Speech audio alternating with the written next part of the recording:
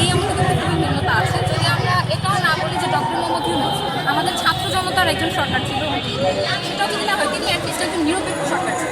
এই সরকার এখন তার কার্যক্রম যতটুকু মনে হচ্ছে জনগণ বিরোধী একটা সরকার। কারণ এখানে রাস্তায় রাস্তায় জনগণকে অনশন করতে হচ্ছে, শিক্ষার্থীদেরকে না খেয়ে মারা যাওয়ার মতো অবস্থা, এখানে সাদেক মুনেম ভাইয়ের খুবই সংকটপূর্ণ অবস্থা। কিন্তু এই সরকার থেকে একটা বার্তাও এখন পর্যন্ত আসছে। আর অবশ্যই এই সরকার জনগণ বিরোধী একজন সরকার এবং ডক্টর মোহাম্মদ ইউনূসের আমলে কিন্তু আমাদেরকে এভাবে একটা গণভোট, একটা জাতির রায়, এত বড় একটা বিষয়, এরকম কোনো বিষয়, এত বড় কোনো ইস্যুতে আমি মনে হয় না এভাবে 3 দিন এত ঘন্টা পার হয়ে যাওয়ার পর অনশন করতে হয়েছে।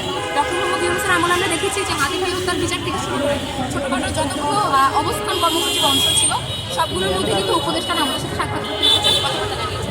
তো আজকে 47-48 ঘন্টা পার হওয়ার পরও এই নতুন সরকারের পক্ষ থেকে কোনো বার্তাই এখন আসে। সুতরাং এটা কিন্তু একটা জনগণ